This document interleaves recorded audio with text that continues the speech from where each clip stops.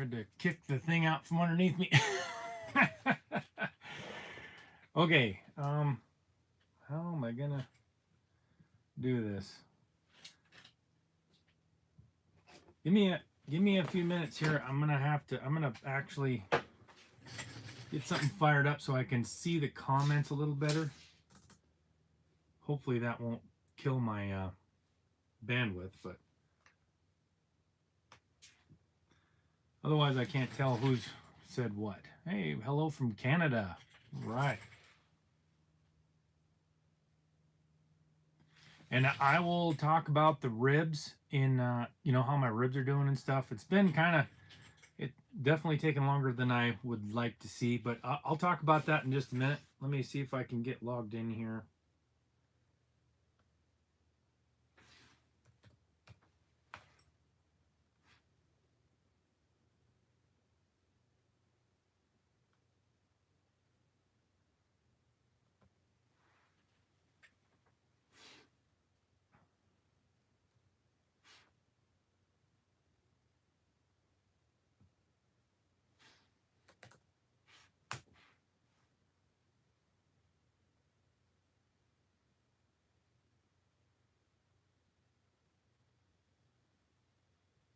Okay, see if I can do this.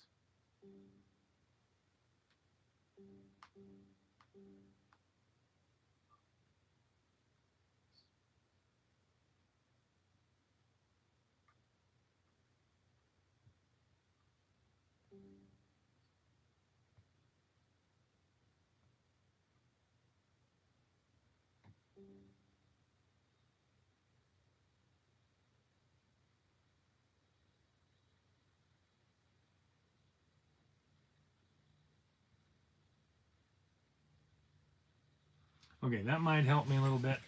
Trying to make sure that I see everybody's comments, and I can't really see them very well on here.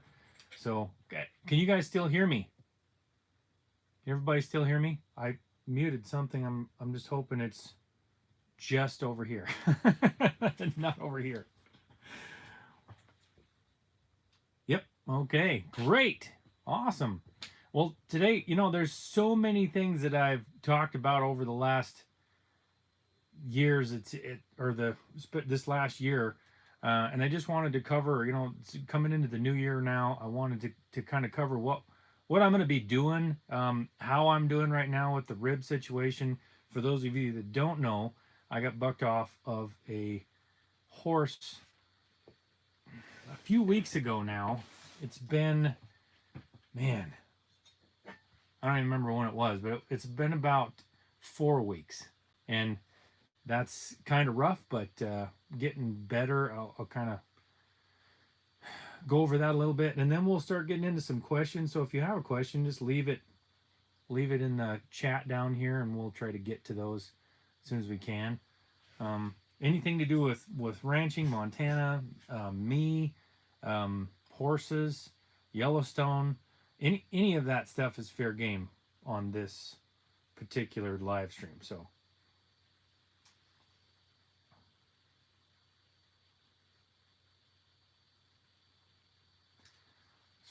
I'll start off just by sharing with you about the rib situation. So when I broke the ribs, I'm not sure exactly how many or what. I never actually went into the hospital. They don't really do a lot for ribs, so unless I had some internal organs injured and I didn't, I could still breathe, so I figured I would be okay. Oh, that's a good question. Remember to get with that question. And I hit about right here on the front on a frozen ledge, and it broke something right below my shoulder blade on the back for sure, and it might have separated a couple ribs off of the spine. It was a big crunch when I hit. So the biggest part about ribs is actually laying down and sleeping. It's really bad. Trying to lay down is really horrible. So it's been getting better, noticeably better in the last week. So I can at least sleep for part of the most of the night now. Um, I can even lay on one side and the other side if I take it really carefully to go from one to the other. When I'm up and around, I'm moving pretty good. No problems there. Deep breaths hurt, but other than that, and then trying to get in and out of vehicles is basically tough. So now we actually have to. Now I actually have to worry. I just have to be careful because I don't want to break them again. So let's start getting into. Let's go right into questions and we'll just keep it going from there. I got a lot of stuff coming out here, so it's going to be. Is that your worst injury? Hmm. No, I actually got bucked off. I know it has to do with horses all the time. I got bucked off on a gravel road and off of a really young horse and cracked my pelvis one time, and that was rougher. Um, Not, I guess you could sleep though, so that's not. So it just kind of depends, I guess, what you consider to be rough. Uh, anyway, let me see if I can. So, do I interact with any native, like Indians around here? That's that's a good question because I I do. My dad, when growing up around Conrad, is that where my family started out. Conrad, Montana, is up by the High Line. It's up by the Blackfoot Reservation. So I do have a couple of people that I know up there. My dad used to ride on the reservation quite a bit and break horses and things when he was younger. Most of those people are getting pretty old, but I know some of the younger guys and actually trying to put together some videos with them. I think it's going to be fantastic. In the next couple weeks, I'm going to get with them and kind of do some interviews and talk to them about the issues of Montana and how they feel about certain things. I think it'd be interesting. I don't know about you guys. Let me know if that'd be interesting to talk to some of those guys. Oh, welcome, Bruce. I see you are on here from Utah. Let's see. What else we got here?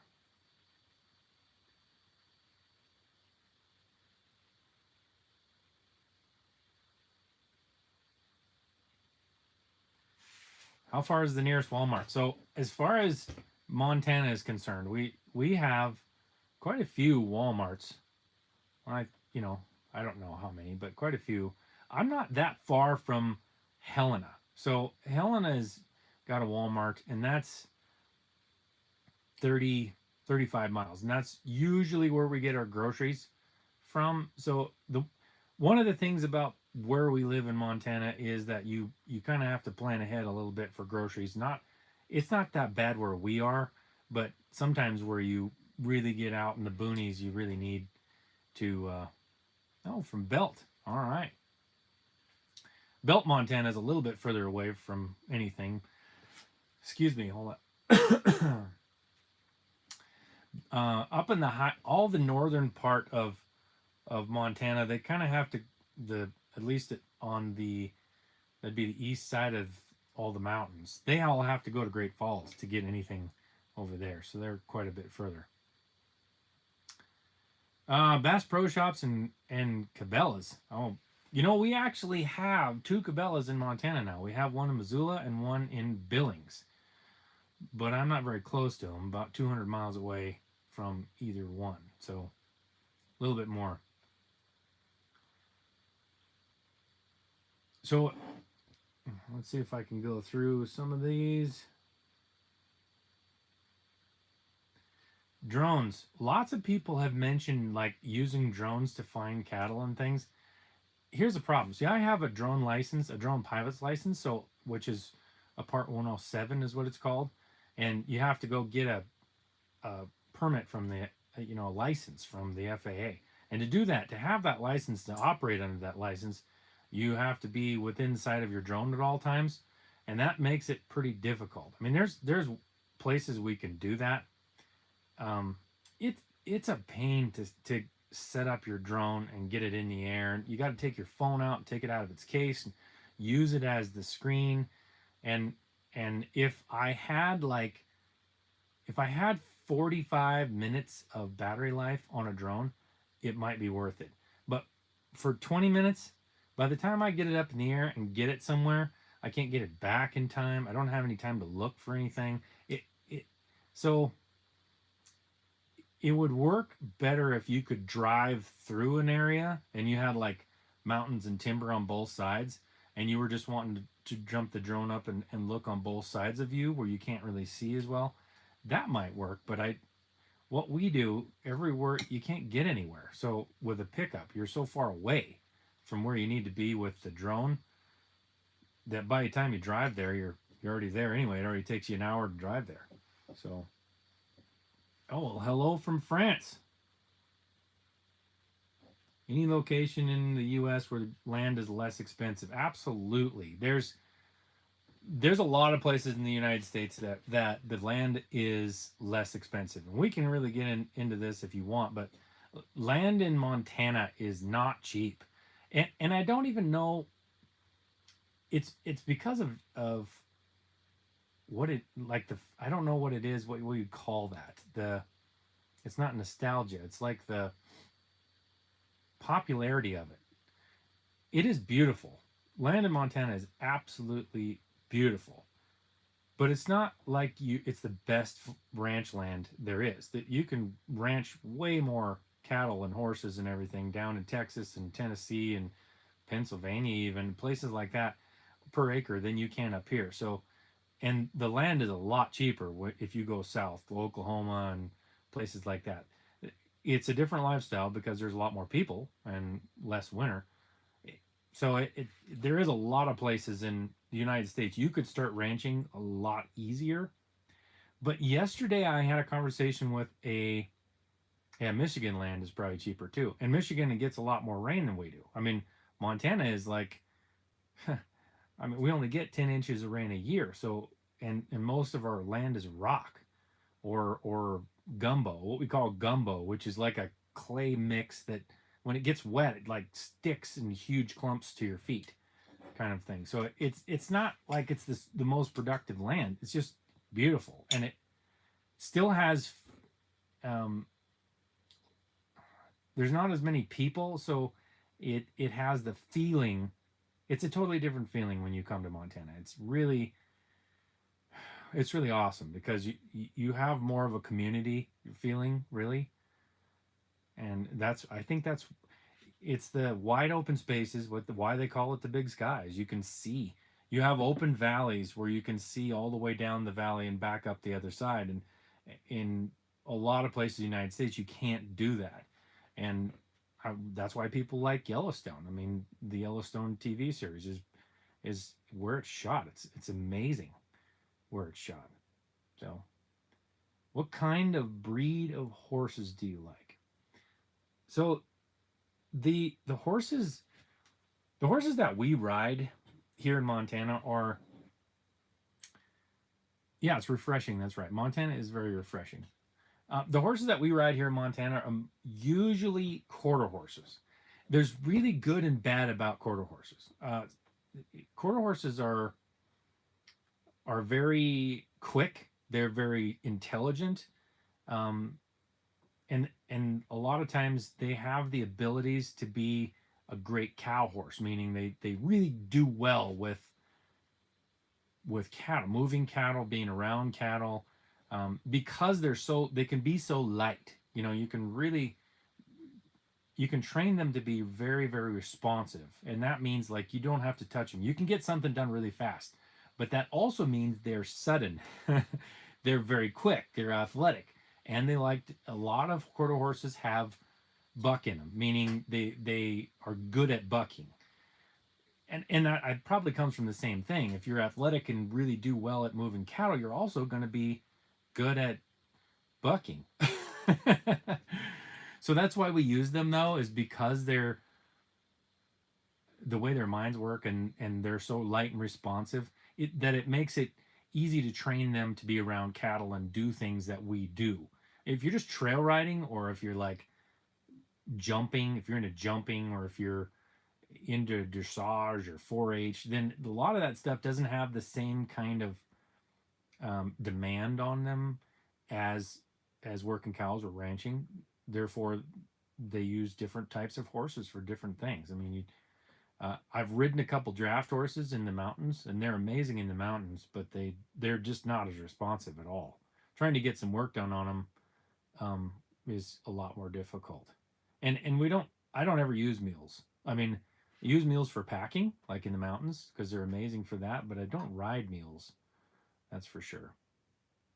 I told a story about uh, the mules and the quarter horses in the cavalry back in the old days because, and I don't know if you guys heard that, but a lot of in the military they had a lot of mules, and mules are a cross between a horse and a donkey, obviously.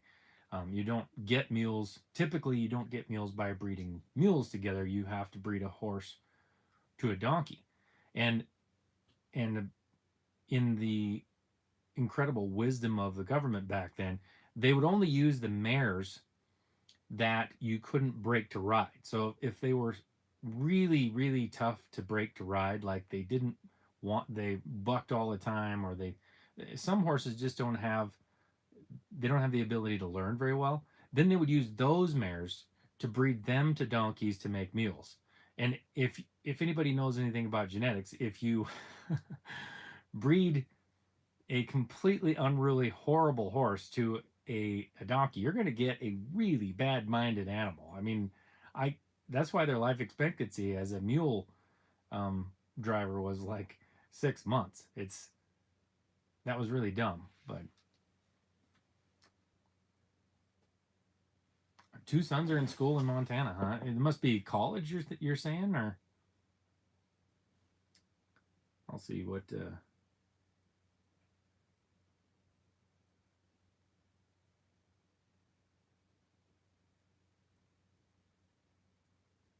Let's see.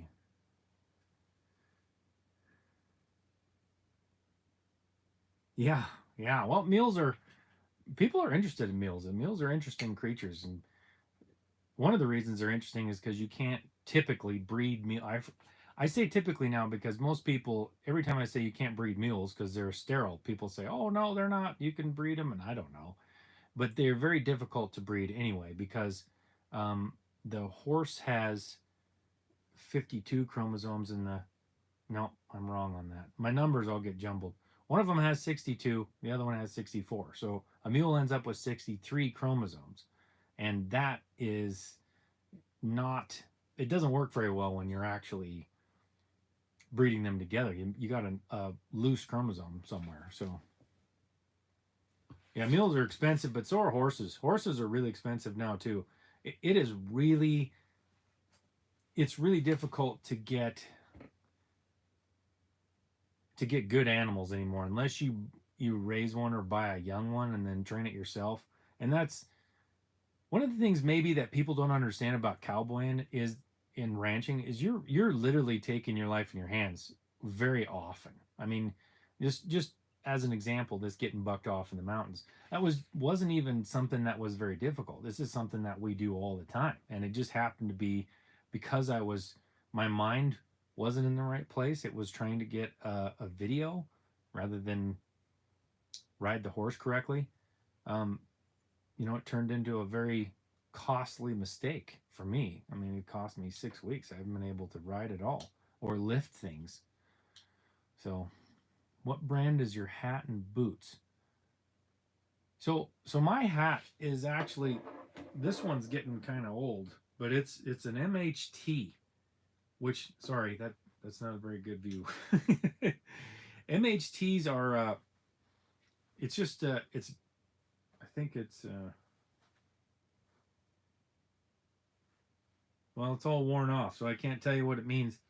It's Master Hatters of Texas, I believe. And but they don't come shaped like this. I shaped them myself to this shape. This is just the shape I've learned that I like, and it's very hard to get someone else to make that shape. So I just buy a regular shaped hat and then shape it into that shape.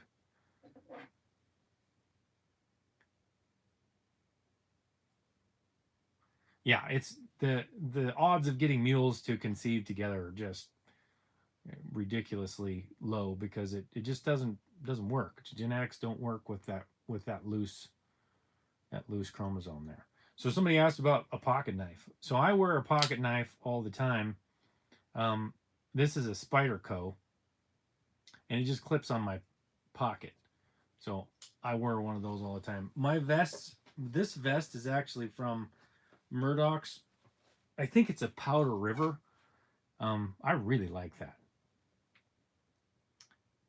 Do I wear a hat even at home? So I get in trouble for wearing a hat. I wear it so much. Let's just say that. I mean, I don't wear it in the shower.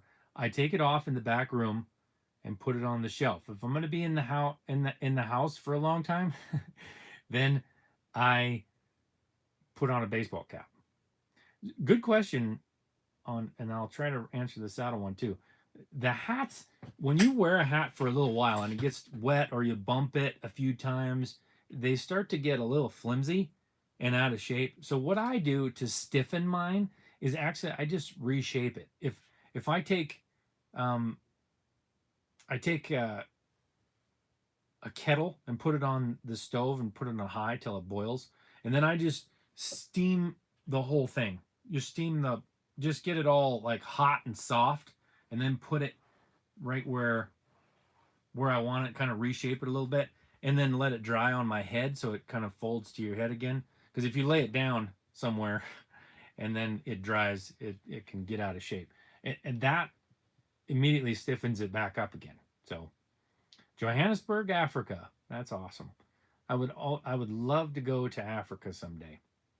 I've read so much about it. I was kind of totally enamored of Africa and African hunting and all that when I was younger. So, you ever wish you were? I'm trying to read these.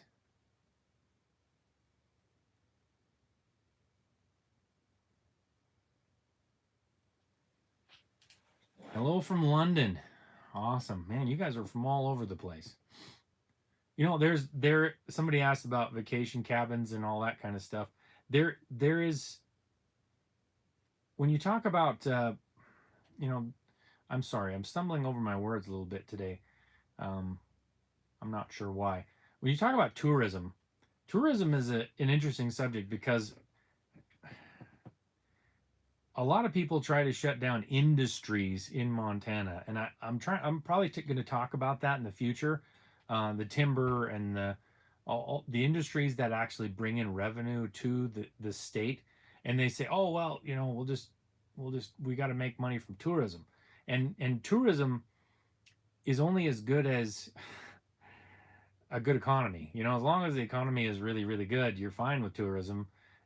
But it can drop off at any time if people change where they're going. If the attitude changes towards where they're going, you know, during COVID, Montana was like completely inundated with people on vacation or trying to get away.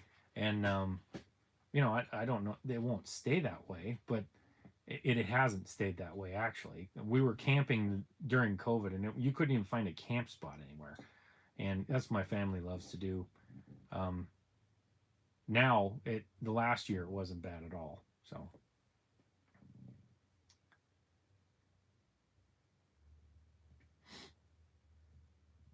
So someone was asking about 1923. So the new show 1923, which is one of the prequels to Yellowstone, is, I only watched the first episode so far, but it's pretty interesting, and they really show the conflict between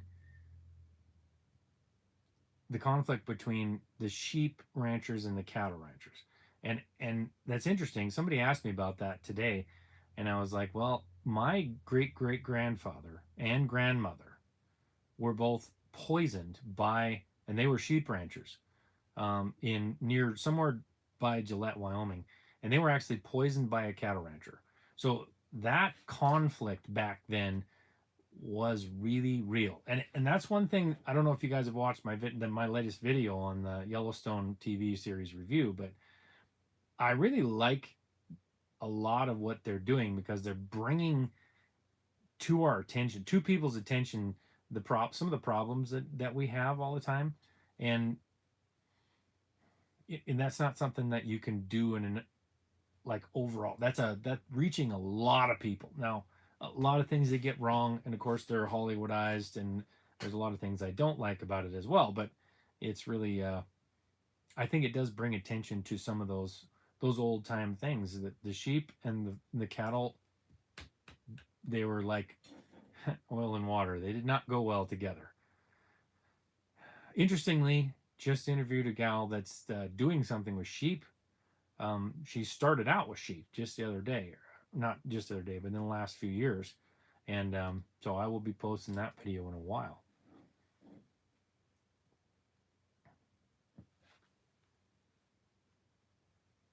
So the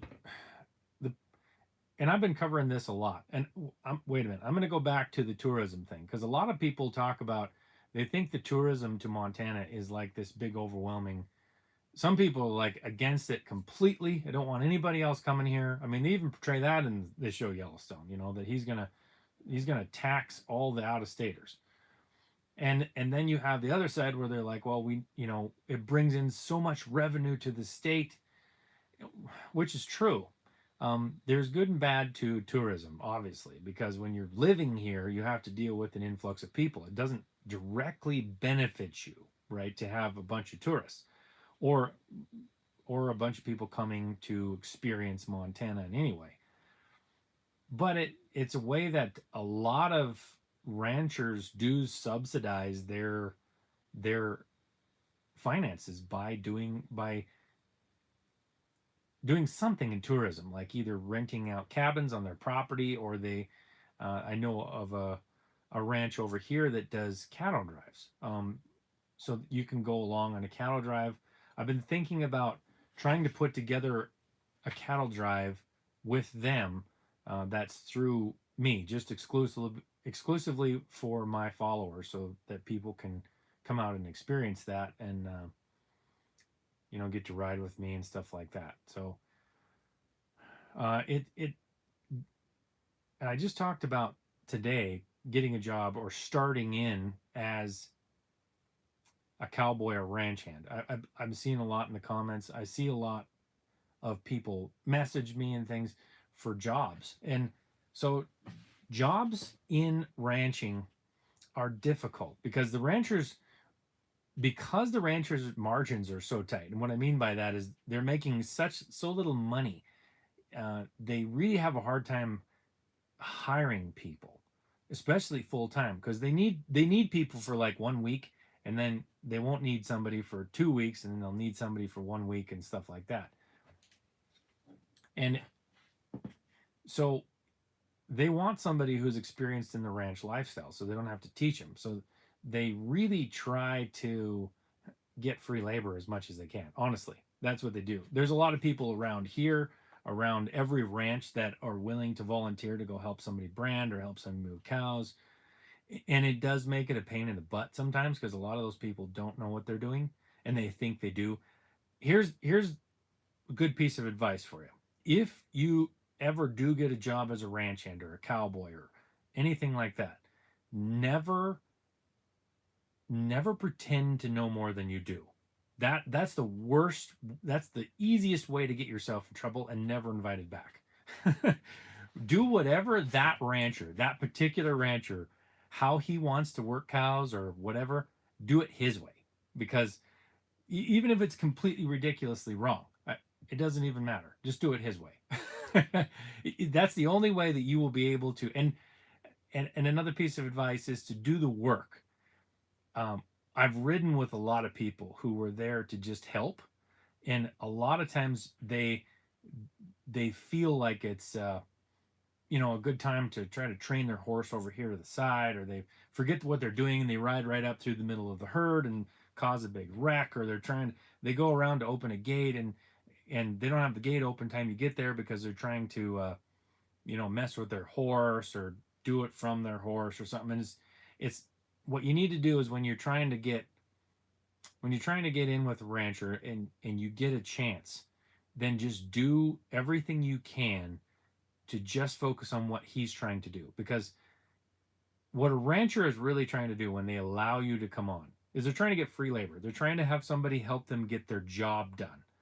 And they're not getting paid for that. They're just trying to do it because otherwise they don't They don't make any money if they have to pay a bunch of people to do that job. So just remember that. All right. Let's go back to some questions. Sorry, I got sidetracked on that.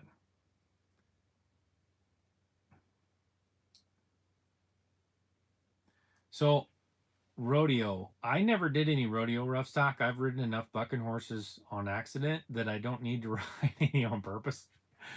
I am not I am not that good of a rider. I really am not. I've done it so much that I get away with what I do, and um I just accept the risk. I'm not I've seen people who are amazing riders. I've been around people that are amazing riders. In fact, hopefully you guys get to meet Tyson Running Wolf, because he's a guy that we used to buy horses up in on the Briding Reservation. He used to ride them all for us so we could see what they were like.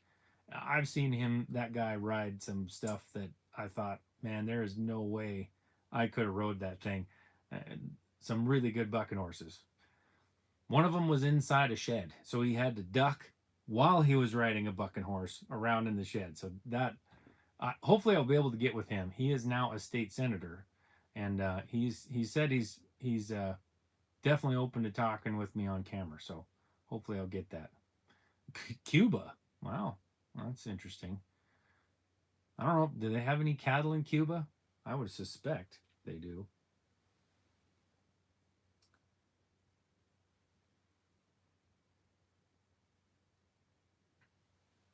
So my morning routine, man, I get up and have a cup of coffee right off the bat. My morning routine since I broke my rib is a little bit different than it was before. For some reason, I don't know if it's just like the fact that I'm healing or something. I'm way more tired. It is not, maybe I'm not getting quite as good a night's sleep either, because when you're on one side or the other, and then you wake up and it's really painful, and you gotta kind of work your way over to the other side, then it gets pretty tough. So yeah, so I mean, getting lots of people want to get into ranching. One thing I think, let's come down to earth and say you got to really figure out what it is that you want from the ranching experience. If it's that you want to own a ranch, that's a lot different than I want to experience the ranching lifestyle for real, right? That's that's different. So if you want to own a ranch, then you have to have a lot of money. I mean, you're not going to buy a ranch right now and then put cattle on it, play around on a horse with cattle and make enough money to pay for that land. You're just not going to. So you need to go make some money somewhere else, or you need to figure out a different business that you can do with that land, to make it pay. And it's tough. I know one guy that's done it, and I don't know how he did it. So I would really like to talk to him. I'm trying to get in with him to see what's going on, but how he was able to accomplish that. But most people who get into ranching, they want the experience bad enough that they're willing to do what it takes, which means they don't own the land. They either lease the land, or they work out something with a rancher. They have worked in the ranching industry for years, so they have a set of skills then that they can use for ranching and help other ranchers out, things like that. And it so as a person that's looking at this ranch lifestyle, most of what you see, you have to understand, is just like anything else on Instagram or TikTok or anything else. You're just seeing the high points, right? Not the down points, not the really stressful, hard to do. I can't laugh. Um, that kind of stuff. So you really need to delve in and understand what it is you want, and that will determine your path. If you just want to experience the lifestyle, then there's ways you can do that. If you want to own a ranch, then you're going to have to get really good at business and find a different way to make money as you buy a ranch. So, and then if you want to just experience the ranch lifestyle, there are ways to do that in different settings. Now, like I said, I'm thinking I'm I'm thinking about. I haven't decided yet. I'm thinking about trying to put together a ranch experience with me. Um, but I don't know. I don't know how to do it exactly. So I'm trying to figure it out.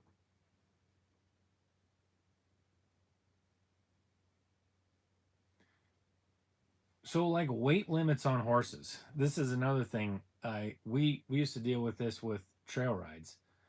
Um, there's so many different sizes of horse. So I mean, a short, really stout horse can carry an enormous amount of weight.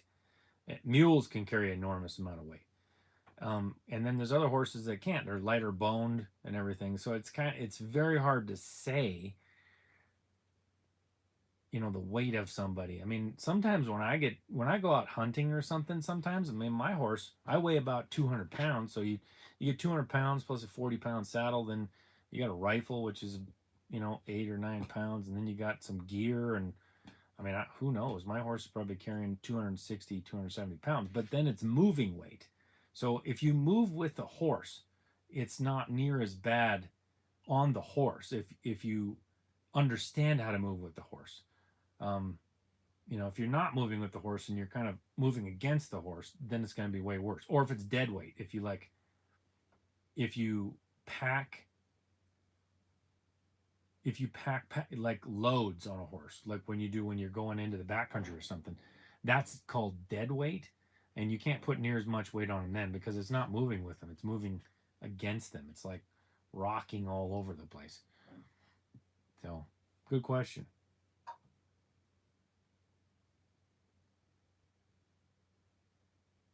Yes, it really is a place.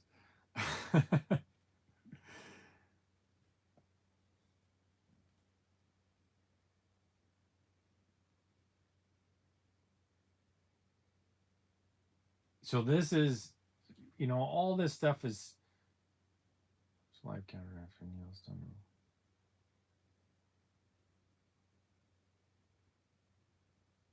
Finding your cows, a lot of times you don't actually find all your cows for the year until it starts snowing and the snow brings them down into the lower ground, because you have the lower valleys and then you have the high mountains.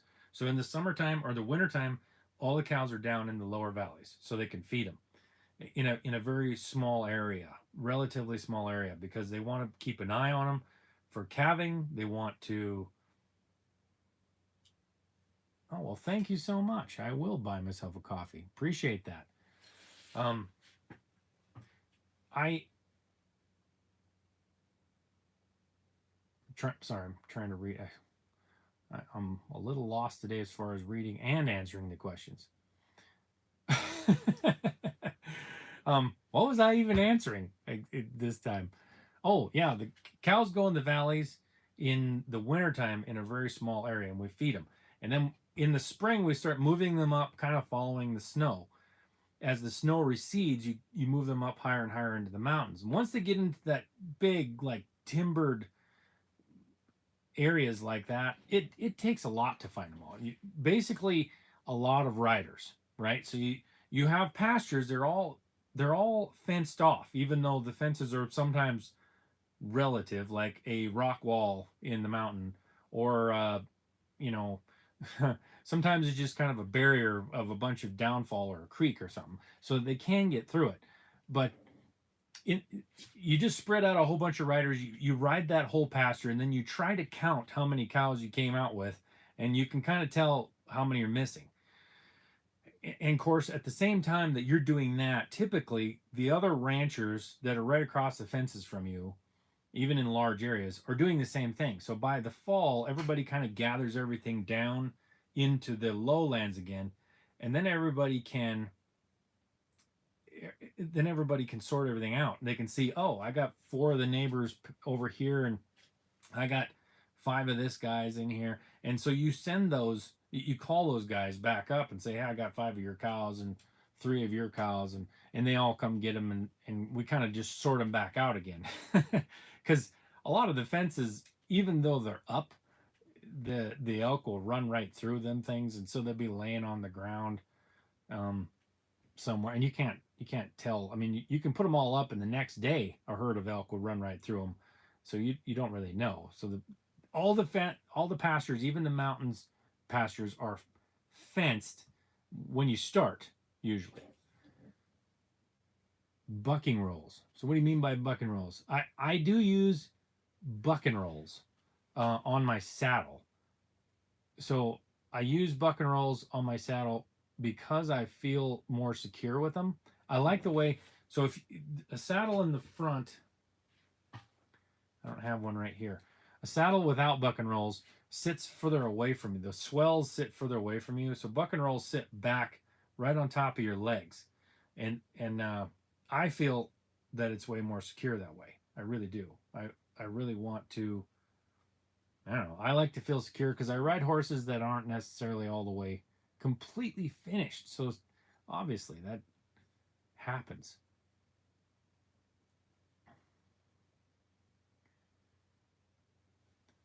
All right. I'm gonna have to go back. I've got to get back to something else here in about. Okay, I got about 15 minutes. So Australia, awesome. You know, I would love to go to Australia and see how they do cattle. You know, the cattle stations. They call them cattle stations instead of ranches over there, and they have a lot of the outback where they run those cows, and they do a lot of those white cows with the humps. We don't have any of those here. I read up on it for a little bit, so I could, and I can't remember the name of that breed of cow that they have down there. We don't have any of those here, and I'm not sure why. Whether it's something that is has to do with the meat quality or how they are better in desert. I don't know. We're desert, but we get cold in the winter too, so I'm not sure if that's why. But mostly we run Angus cows and Herefords, and then Hereford Angus crosses. And right now, I don't know if you guys know what Wagyu is, but Wagyu is a Japanese breed of cow that has very tender meat, and they tend to marble well, meaning if you feed them upright at the end of their life, they so marbling is fat inside the meat. Uh, a lot of cows like Angus, they'll get fat on the outside of their a coating on the outside of their meat, but not inside the meat as well. It's really hard to get that marbling. Whereas Wagyu, you get it all inside the meat, and it gives the meat a whole bunch of tenderness and flavor. I was actually just got back from a place where that raises some Wagyu cattle. They call them Wagyu, and I call them Wagyu. I'm not sure which one's right, but maybe they're both wrong. Who knows? I don't know. But anyway, they're kind of an odd looking breed, but they do have amazingly tasteful, very good taste in meat.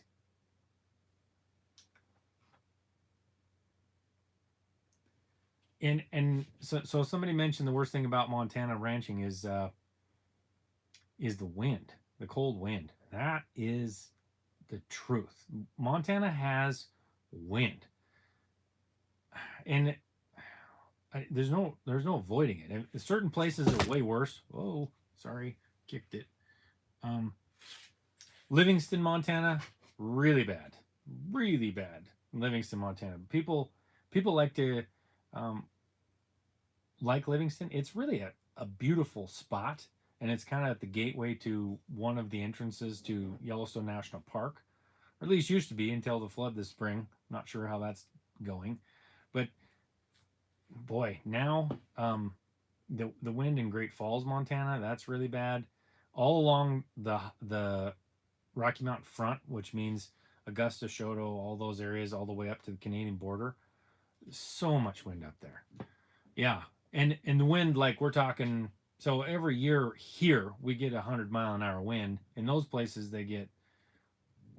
One time I was driving up a canyon on the Rocky Mountain front, and the wind was blowing so hard that it was taking the water out of the river and spraying it directly up into the air, like 100 feet right off of the river. It was blowing straight up the river and then hitting the wall on the front and going up. It was incredible. I don't know what that wind speed was, but it was amazing. My dad talks about one time when was in Depouyer. He was in Depouyer, Montana, which is way up north, kind of on your way to Glacier Park. But there's really nothing in Depouyer now except for grizzly bears. And a dog tried to cross the street, and the wind was blowing so hard that it took him like a whole block to get across the street. I didn't see it, so my dad sometimes can stretch that a little bit. Oh, so the camera. I don't know if you guys know what a 360 camera is. I'm gonna talk a little bit about what happened when I got bucked off, because I went up in the mountains by myself, and I was doing a 19-mile ride. I started over on one side of the mountains, and I was going to go up and over the mountains 19 miles and come down to my dad's place and end there. And so in the middle portion, of course, it's middle of winter here, so in the middle portion there was no service. There's no service on the other side where I started either. But that whole area you really can't get to. So if I'd have got really bad hurts, they would have had to be like a helicopter rescue where I was. It's a little bit remote now. It's not as remote in the middle of summer, but because there's roads that you can drive up there, but they shut those roads down. So anyway, when I got up there and got bucked off, there's a couple of cameras that I use for filming. I use this one. This is a Canon.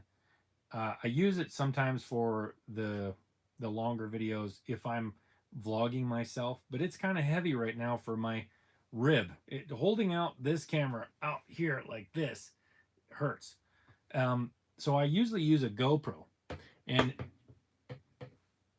that's what I put on my hat sometimes, and then I can talk to it and things like that. And then I have a 360 camera, which is on a stick, and it looks kind of like a phone. I don't have it because it's laying up in the mountain somewhere.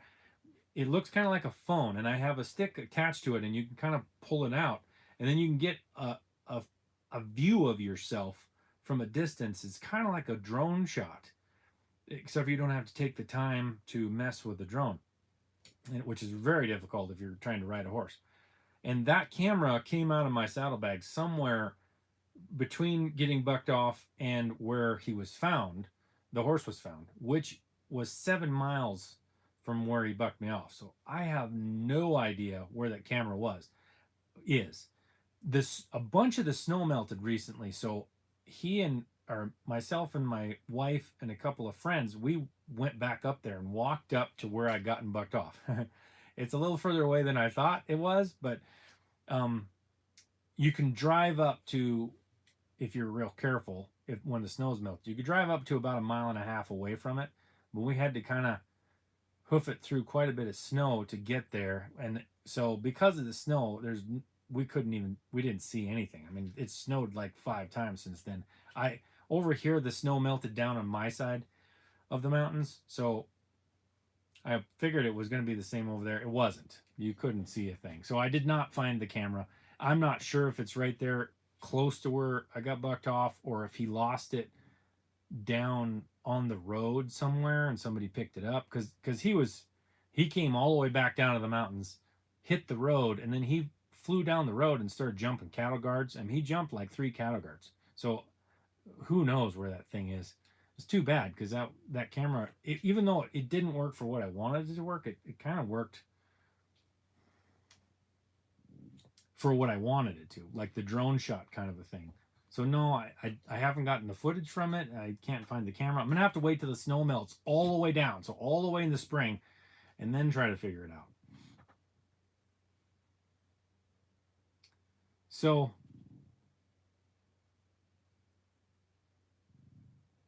yeah, I mean, I'm glad I'm okay. I'm hoping in the spring.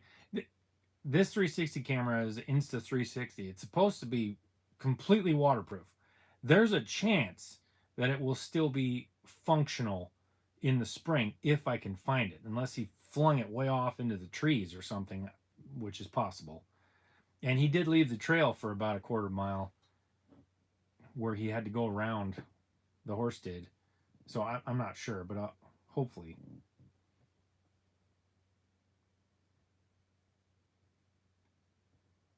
Well, so somebody asked if you could ride the same horse every day with working cows. Yes and no. It depends on how much you're doing. There's a couple rides that I've done just this year that you would have had to switch horses the next day because he'd have been pretty tired. Most of the time, if you have a young enough horse and a big enough horse, a big enough, strong enough horse that's in good shape, you can ride him several days in a row. I had a horse when I was younger, about 25, was a paint horse. Man, maybe 20. It doesn't matter. And I would ride him. I'd come down here and move cows for 2 days with Corey, and then I would the next day I would go up into the Scapegoat Wilderness, and because I worked for an outfitter as well, and I would load up hay on mules and bring those mules into his camp.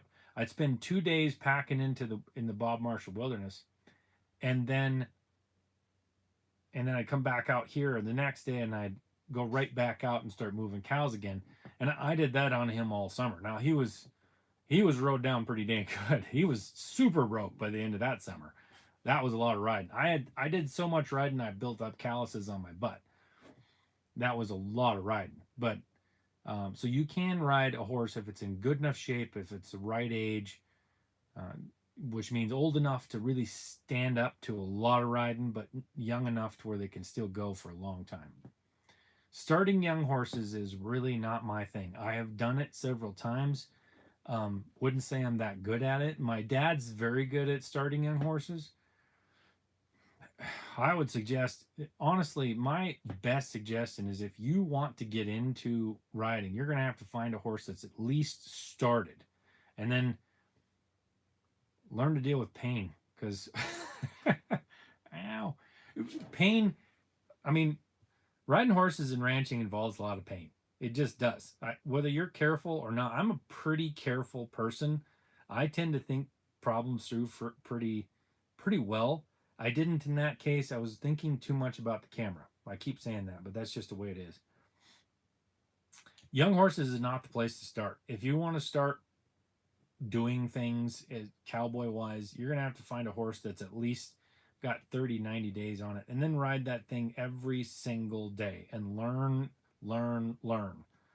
and expect to, if you can't handle pain, that horses are probably not a good thing for you. Absolutely, you can pray for me. I love getting prayer. Absolutely. Um, so let's go through. Do I follow any channels on YouTube?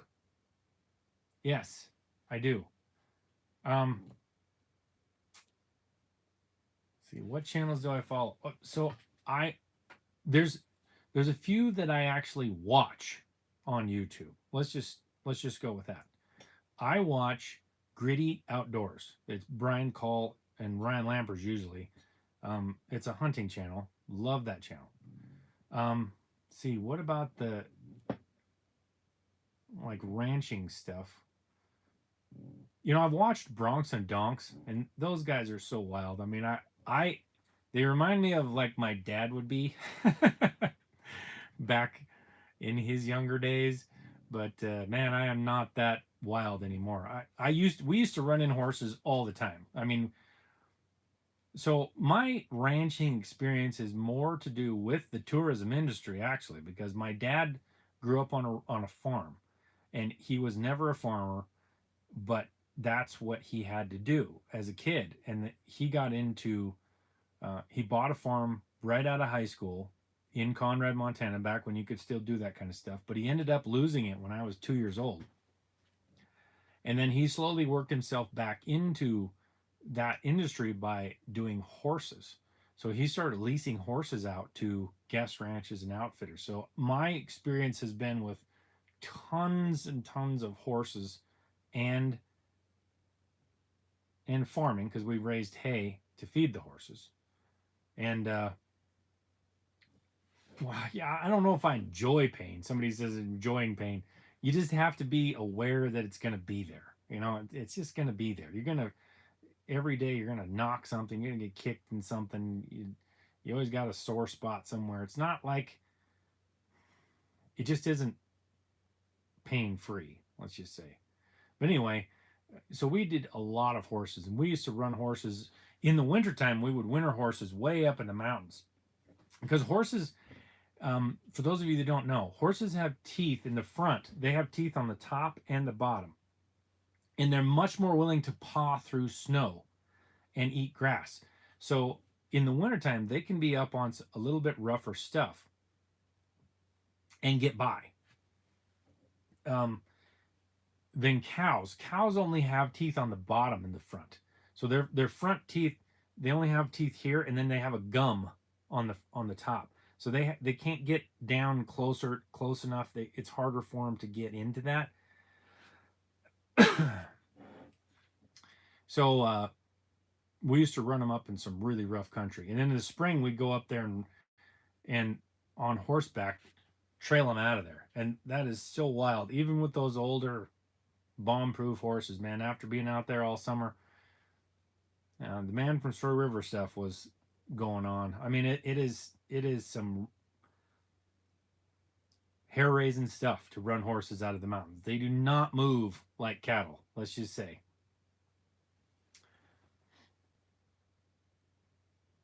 Oh yeah. Well, what I have to be is right here. I've got some other work I have to do before the end of the day. So what do we got? 2 o'clock. So I got a few more minutes here, and then I better go. Do you have any hobbies? Yes. So my hobbies. This is what's amazing. I do my hobbies. This is my hobby. I love to create something. So I like ranch work.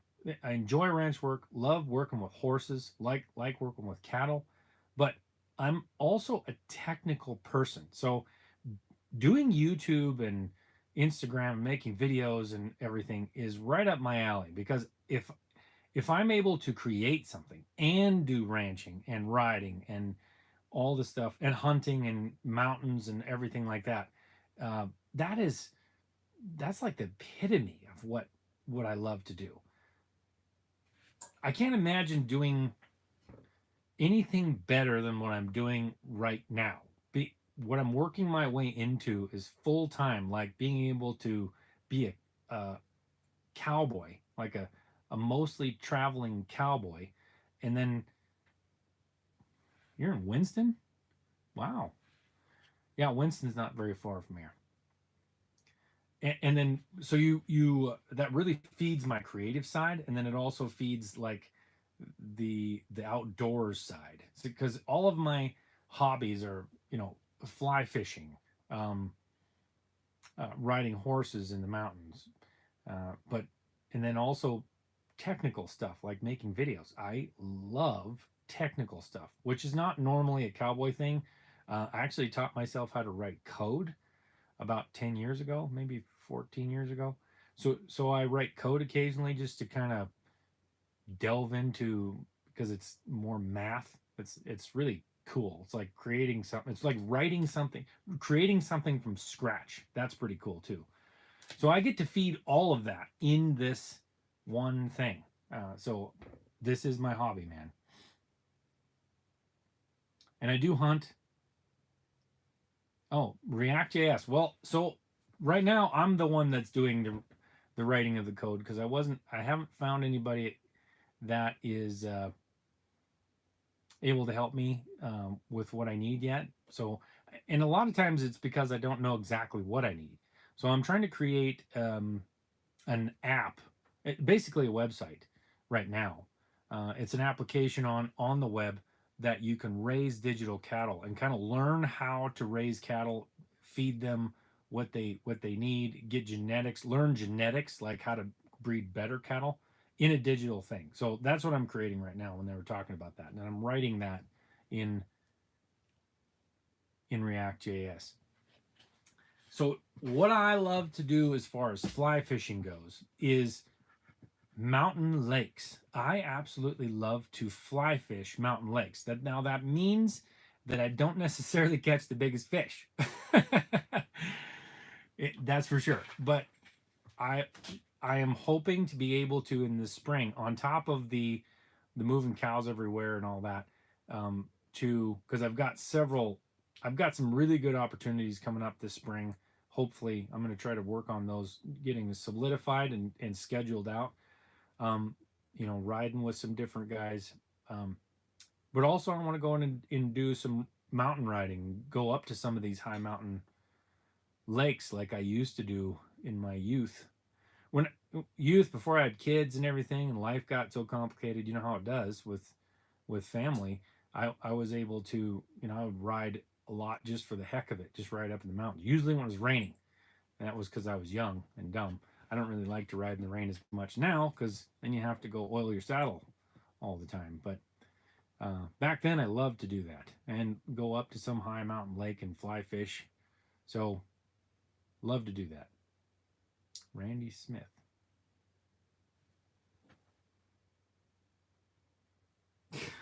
How does it feel to live my dream? Yeah, it is it's amazing because when I was younger, all I wanted to do was own a ranch. That was my dream. Own the ranch, right? Own a great big piece of Montana, which may happen someday. Who knows? But after I kind of when I was working with my dad, I managed his horse racing business for 20 years. It was so much work, and I was living off of nothing. I mean, to try to raise a family with 3 kids, and you just didn't have enough money when you had one flat tire in a month, and you blew your budget, and you didn't know how you were going to make it. That kind of no money, and so I that's why I decided to teach myself some other skills.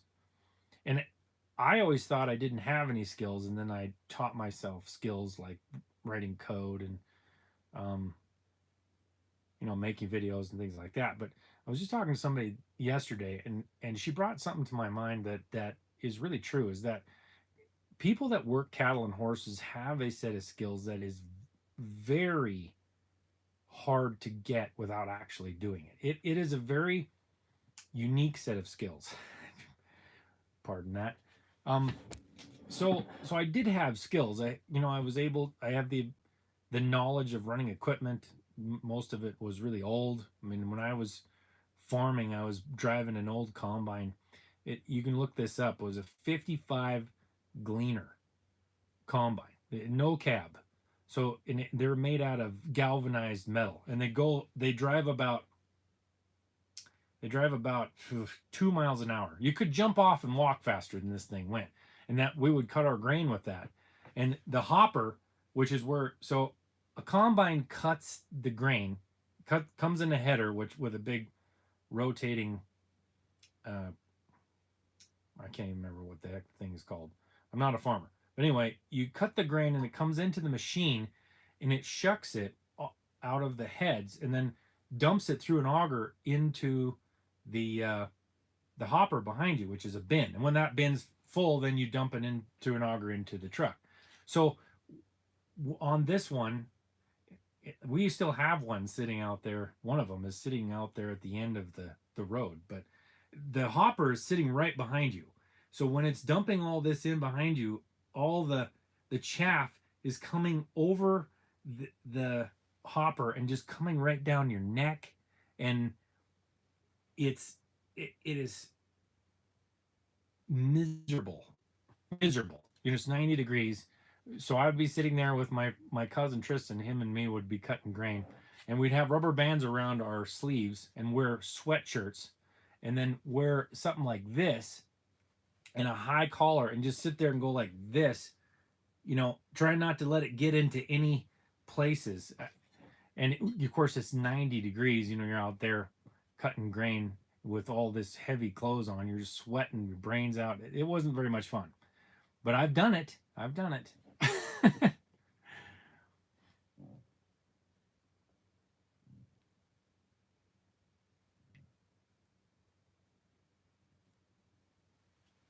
Favorite music. I got to be honest with you guys. I do not listen to music very often. So what I listen a lot to books. Books on Audible. Uh, So when I'm doing things, if I'm doing something that doesn't require a brain, I usually put a book in and just listen to it, or a podcast, but mostly books. I love a good story. So I and I've listened to a couple of good ones recently. One was called Cattle Kingdom. He had some stuff at the very end of that book that was actually very wrong. That he'd gotten his information from, who knows where he got the information, but it is about the huge cattle boom in Montana, Dakotas, and Idaho, and Wyoming, and how it crashed in the winter of 1886, 1887, because and half the population of the cattle died. That whole story was really awesome. So I listened to that book, and then the other one was Undaunted Courage. I've listened to that one like 4 times now. That's absolutely fascinating listening to Lewis and Clark coming across here, and it makes it more fascinating to me to listen to where Lewis and Clark were. For those of you that aren't from the United States, maybe you don't know, but Lewis and Clark were the ones where there was 2 guys, Lewis and Clark, that came across, that were commissioned by President Jefferson uh, in 1804, I believe, to come across and find a water route across the United States to the coast of the Pacific.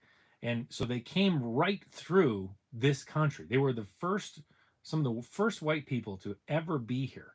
And they wrote about it in great detail in their journals and everything. One of the interesting things is that I know tons of the locations that they're talking about when they go up the Morass River. I've been on the Morass River. I've been at the head of it. I've been where it comes into the Missouri. I know where it meets the mountains. When they talk about the Three Forks, which is, I know exactly where that is, where the 3 rivers come together, the Jefferson, the Gallatin, and the Madison. And they actually Lewis and Clark named those 3 rivers. So really cool to listen to that book and read about them coming across here, knowing where those locations were and how they dealt with the Indians and the land and the way that, what the wildlife was like and everything. It was pretty cool. Can we get a video of training an untrained or wild horse? Probably not for me.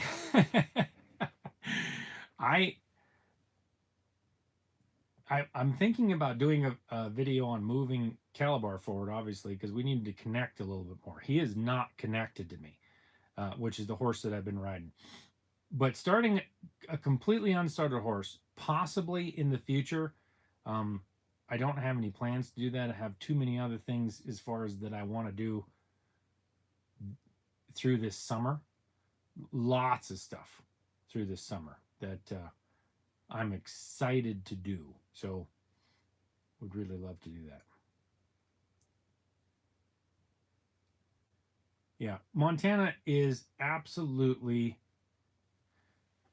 something about Montana that just makes everybody want to come here. I don't know, and live here. I didn't really know. I was born in Montana.